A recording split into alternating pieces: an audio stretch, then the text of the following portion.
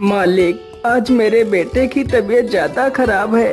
कृपा कर मुझे 200 रुपए दे दीजिए। मैं आपके यहाँ पर काम करके आपके सारे पैसे चुका दूंगा। अरे नहीं हरीराम, मैं तुम्हें पहले पैसे नहीं दे सकता।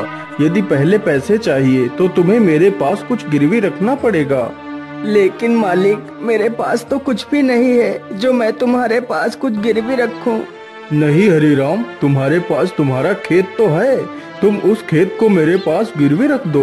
जब तुम मेरे पैसे वापस कर दोगे तब मैं तुम्हारा खेत तुम्हें लौटा दूंगा। ठीक है मालिक, आप मेरे खेत को गिरवी रख लीजिए। कृपा कर मुझे पैसे जल्दी दे दीजिए। फिर वह सेठ हरीराम को पैसे दे देता है। पैसे लेकर हरीराम वहाँ से चला जाता है। सेठ धनपति राम बहुत ही कुटिल था, मानो उसका हृदय पत्थर के समान हो, जो लोगों की मजबूरियों का फायदा उठाता था। उसके पास काफी सारे लोग काम करते थे।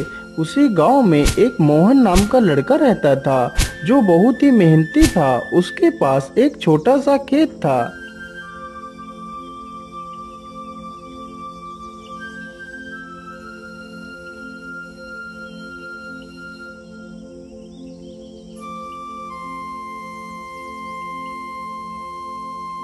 अरे मोहन बेटा, जरा पानी वानी तो पी लो। तुम तो कितनी मेहनत करते हो। हाँ चाचा, क्या करूं, बिना मेहनत के तो कुछ होगा भी नहीं।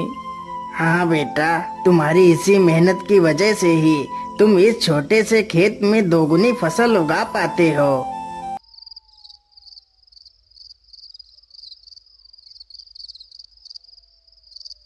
मोहन अपने बूढ़े माता पिता के साथ ही रहता था। मोहन के पिता की तबीयत हमेशा खराब ही रहती थी। घर की सारी जिम्मेदारियां मोहन के कंधों पर ही थी। पिताजी, आज तो आपकी दवाई खत्म हो गई है। कोई बात नहीं बेटा, तुम कल मेरे लिए दवाई ले आना।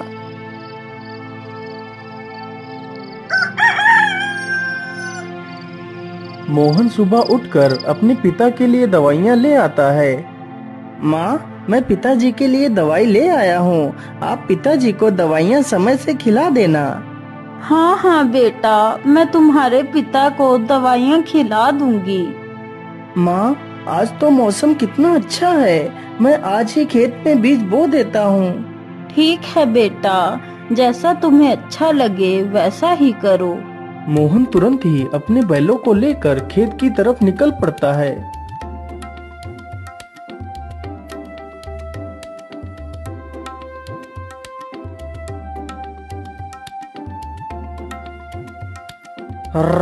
चल चल चल चल चल, आज हमें इस खेत को जोतना है और इसमें बीज बोना है।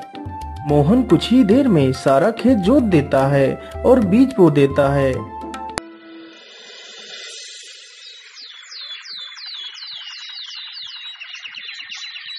कुछ ही दिनों में खेत में बहुत अच्छी फसल तैयार होती है।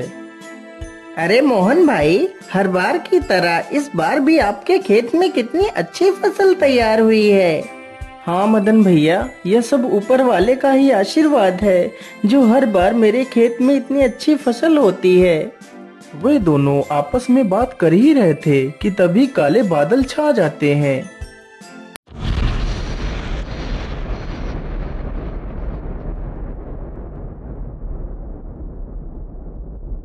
अरे मोहन भाई, यह अचानक से काले बादल कहाँ से आ गए? मुझे लगता है आज तो कितनी जोर का तूफान आने वाला है। चलो जल्दी से घर चलते हैं। अरे मदन भाई, ठीक ठीक बोलो। यदि तूफान आ गया तो हमारी सारी फसलें बर्बाद हो जाएंगी। वे दोनों इतनी बात कर ही रहे थे कि तभी जोर जोर से हवाएं चलने लगती हैं और हवाओं के साथ जोर की बारिश आ जाती है। अरे ये क्या हो गया? ये तो बहुत जोर की बारिश आ गई। अरे मोहन भाई, यहाँ से जल्दी चलो, नहीं तो हम लोग भीग जाएंगे। दोनों जल्दी से एक बड़े से पेड़ के नीचे जाकर खड़े हो जाते हैं। मदन भाई, यदि ऐसे ही बारिश होती रही तो हमारी सारी फसलें बर्बाद हो जाएंगी। कुछ ही देर में बारिश के साथ साथ ओले भी गिरने लगते हैं। देखते ही देखते कुछ देर में ही सारी फसलें बर्बाद हो जाती हैं। हाय हाय, ये क्या हो गया? हे ऊपर वाले, ये तूने क्या कर दिया? अब तो सारी फसलें बर्बाद हो चुकी हैं। अब मैं क्या खाऊंगा और अपने बूढ़े माता पिता को क्या खिलाऊंगा?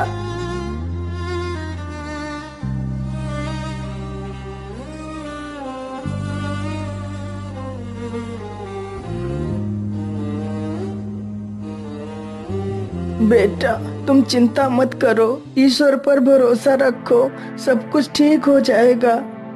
नहीं पिताजी, अब कुछ भी ठीक नहीं होगा। हमारी सारी फसलें तो नष्ट हो चुकी हैं। अब हम क्या करेंगे पिताजी? बेटा, तुम चिंता मत करो। तुम कल ही सेठ धनपति राम के घर चले जाना। वह तुम्हें काम पर जरूर रख लेंगे।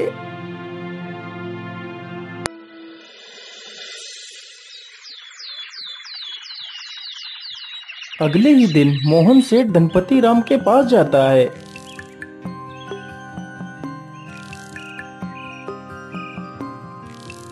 सेठ जी, मैं बहुत परेशानी में हूँ। कृपा कर मुझे किसी काम पर रख लीजिए। मोहन सेठ को अपनी सारी कहानी सुनाता है। सेठ जानता था कि मोहन बहुत मेहनती इंसान है। वह कम खेत में ही दोगुनी फसल उगा लेता है।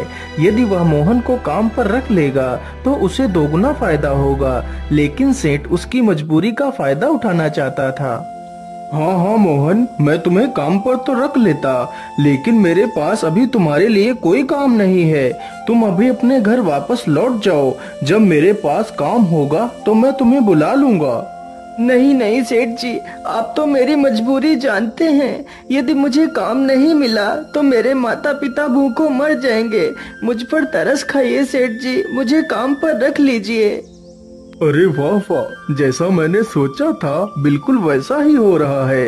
यही अच्छा मौका है इससे कम पैसे में ज्यादा काम करवाने का। अच्छा अच्छा, ठीक है, मैं तुम्हें काम पर तो रख सकता हूँ, लेकिन मैं वैसे तो सारे मजदूरों को 300 रुपए देता हूँ, लेकिन मैं तुम्हें सिर्फ 200 रुपए दूंगा। यदि मंजूर है तो बोलो। हे भगवान, क्या करूं? यहाँ पर काम करने के अलावा तो मेरे पास दूसरा कोई रास्ता भी नहीं है। ठीक है सेठ जी, मैं 200 रुपए में ही काम कर लूंगा।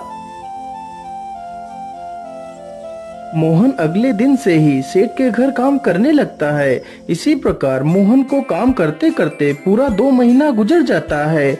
मोहन ने सेठ के खेत में दोगुनी फसल उगा दी। यह देखकर सेठ बहुत खुश हो जाता है।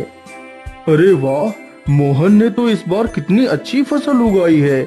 वैसे अब तो मोहन का कोई काम भी नहीं है। मैं ऐसा करता हूँ, इसे आज की मजदूरी देकर काम से निकाल देता हूँ और इसकी 2 महीने की मजदूरी भी नहीं दूंगा। अरे मोहन, ये लो तुम्हारी आज की मजदूरी। अब तुम्हें कल से काम पर आने की कोई आवश्यकता नहीं है। लेकिन सेठ जी, आप अचानक से मुझे काम से क्यों निकाल रहे हैं? क्या मुझसे कोई गलती हो गई मालिक? नहीं मोहन, तुमसे कोई गलती नहीं हुई है। अभी मेरे पास तुम्हारे लिए कोई काम नहीं है। जब मेरे पास काम होगा तो मैं तुम्हें जरूर बुला लूंगा। लेकिन मालिक, यदि आप मुझे काम से निकाल देंगे तो मैं भूखों मर जाऊंगा। मैं अपने पिता के लिए दवाइयाँ कहाँ से लाऊंगा? मुझ पर दया कीजिए सेठ जी। सेठ मोहन की एक बात भी नहीं सुनता और उसे काम से निकाल देता है।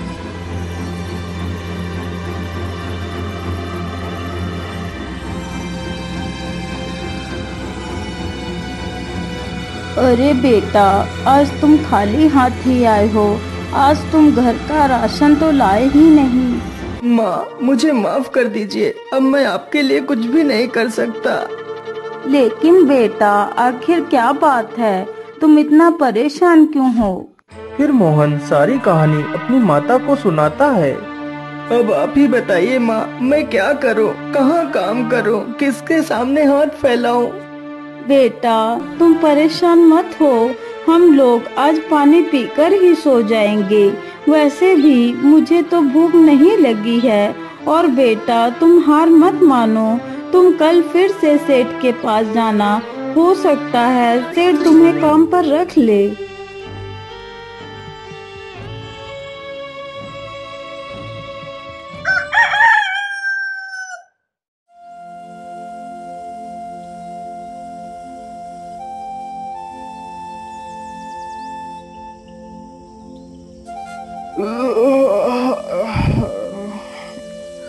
अरे सेठानी जी, आप मेरे लिए नाश्ता तैयार रखना, मैं जरा खेतों की तरफ से घूम कर आता हूँ। ठीक है, आप आराम से जाइए, तब तक मैं आपके लिए नाश्ता तैयार कर दूंगी। इतना सुनकर सेठ वहाँ से चल पड़ता है। तभी देखता है कि मोहन उसके घर के बाहर ही खड़ा है। अरे मोहन, तू इतनी सुबह सुबह यहाँ क्या कर रहा है?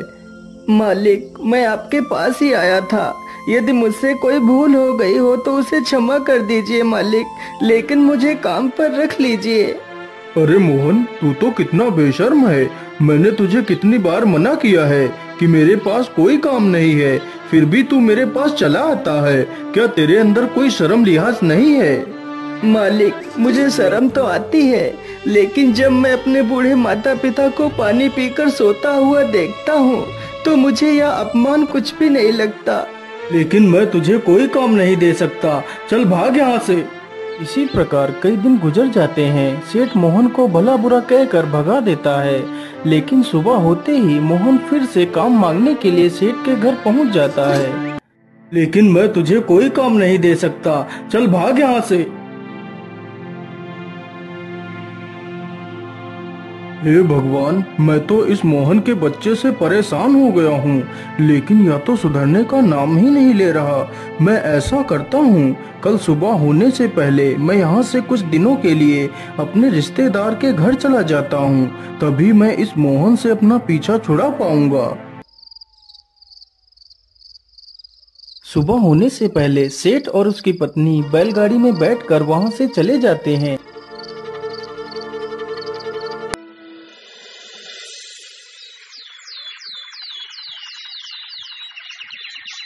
उधर मोहन रोज की तरह फिर से सेठ के घर आता है तो देखता है, अरे ये क्या, आज तो सेठ के घर ताला लगा हुआ है। इसका मतलब सेठ जी कहीं बाहर गए हैं। मैं ऐसा करता हूँ, यहीं पेड़ के नीचे बैठकर सेठ जी का इंतजार करता हूँ। इतना सोचकर मोहन पेड़ के नीचे बैठ जाता है और सो जाता है। तभी कुछ चोर सेठ के घर के पास आते हैं।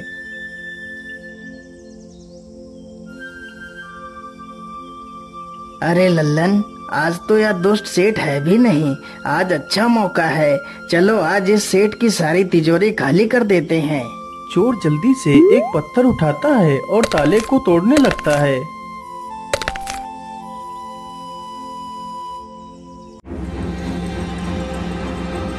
अरे ये शोर कैसा? ये कौन है? मुझे लगता है ये तो कोई चोर है। अरे रुक जाओ, तुम लोग ये क्या कर रहे हो? तुम सेठ के घर का ताला क्यों तोड़ रहे हो? अरे बेवकूफ, तुझे दिखाई नहीं देता? हम लोग चोर हैं और यह ताला हम लोग चोरी करने के लिए ही तोड़ रहे हैं। चल भाग जा यहाँ से। अरे नहीं नहीं, मेरे रहते हुए मैं तुम लोगों को चोरी नहीं करने दूंगा। अच्छा, तो तू हमें चोरी करने से रोकेगा? रुक, हम तुझे अभी मजा चखाते हैं।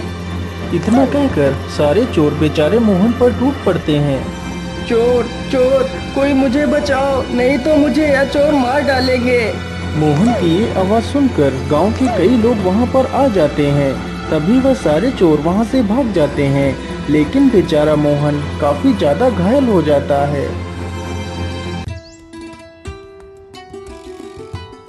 अरे सेठानी जी, अब तो हमें यहाँ पर कई दिन गुजर चुके हैं, चलो अब हमें घर वापस चलना चाहिए।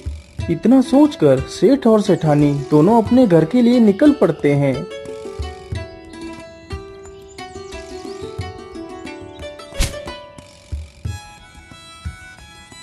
अरे वाह, जैसा मैंने सोचा था बिल्कुल वैसा ही हुआ। अब तो मोहन से मेरा पीछा छूट गया। लेकिन ऐसा कैसे हो सकता है? मोहन आज भी नहीं आया। मोहन इतनी जल्दी हार मानने वालों में से नहीं है। फिर वह आया क्यों नहीं? कहीं वह किसी मुसीबत में तो नहीं पड़ गया? चलो चलकर देखता हूँ। इतना सोचकर सेठ गांव की तरफ निकल जाता है। अरे मदन भाई, मोहन कहीं दिखाई नहीं दे रहा, वह कहाँ गया है? अरे सेठ जी, मैं तुम्हें क्या बताऊं, आप तो बर्बाद होने से बाल बाल बच गए। क्या मतलब? मैं कुछ समझा नहीं, तुम क्या कहना चाहते हो? फिर मदन सारी कहानी सेठ को सुनाता है। ये सुनकर सेठ के पैरों तले जमीन खिसक जाती है। सेठ जी, मोहन बहुत नेक दिल इंसान है। उसने आज तक किसी का बुरा नहीं किया है। कृपा कर आप उसे अपने पास रख लीजिए। नहीं मदन, मुझसे बहुत बड़ी गलती हो गई है। मुझे जल्दी से मोहन के घर ले चलो। सेठ जैसे ही मोहन के घर पहुंचता है तो देखता है मोहन घायल अवस्था में चारपाई पर पड़ा है। मोहन, मुझे माफ कर दो, मैंने तुम्हें बहुत तकलीफ दी। जिस इंसान को मुझे अपने गले लगाना चाहिए था, मैंने उसे ही तकलीफ दी। हो सके तो मुझे माफ कर देना मोहन।